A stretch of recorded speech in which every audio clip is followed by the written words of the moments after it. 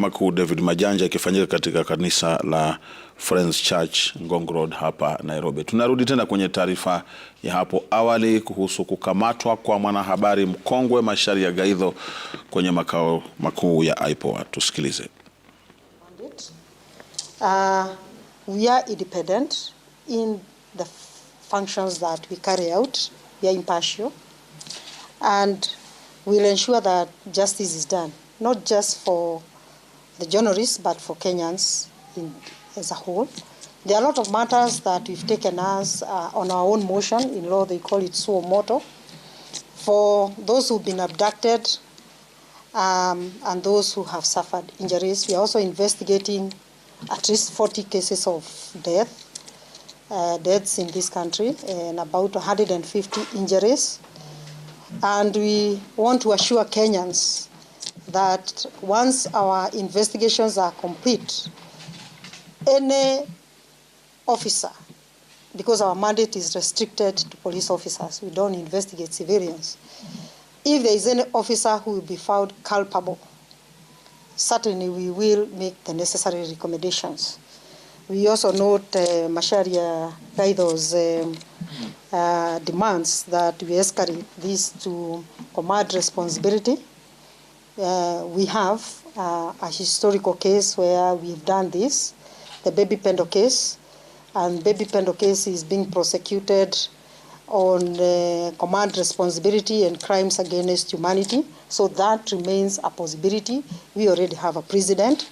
So we want to assure you we'll do all that is necessary, and should there be any need to use crimes against humanity, like in Baby Pendo case and command responsibility, if our investigations reveal that that's what we need to do, we will certainly take that direction, because this will not be the first time. And therefore, thank you, Wakili, for bringing your client here. This is the best place to be.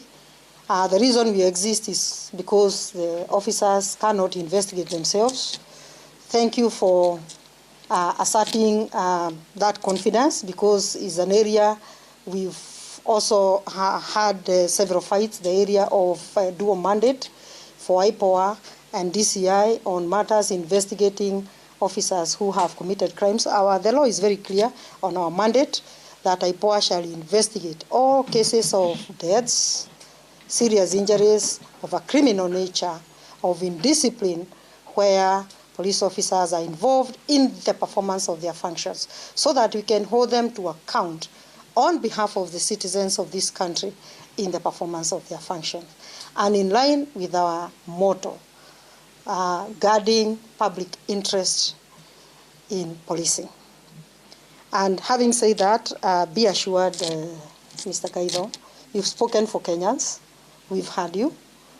The journalist in Nakuru, we've already taken that matter up. Our team in Nakuru is on that matter, on our own motion. And as I've told you, the other case for Nairobi, the file is already with DPP. We assure you of our commitment to serve not only the members of the fourth estate, but Kenyans as a whole. We appreciate members of the fourth estate, because through the information that you share, that's how we are able to take up most of the matters that we take on own motion. So you are a very, very critical stakeholder in enlightening members of the public on their rights, and also bringing to the fore the atrocities that Kenyans could be suffering that we may not be aware of as IPOA, because we may not be everywhere. And therefore we closely follow media reports. We have a team that monitors media reports on real-time basis, so that we can see what we can pick from your reports. We appreciate your work. We appreciate the collaborative working relationship that we've had, and we want to assure you of our commitment to working together to ensure that Kenyans are taken care of in the manner that they should, and that we live up to the dreams of the constitutional makers when they created a civilian oversight mechanism over the work of the police. We'll allow maybe a few questions, and I have my colleagues here. I think they can take up some of those questions and also comment. Thank you.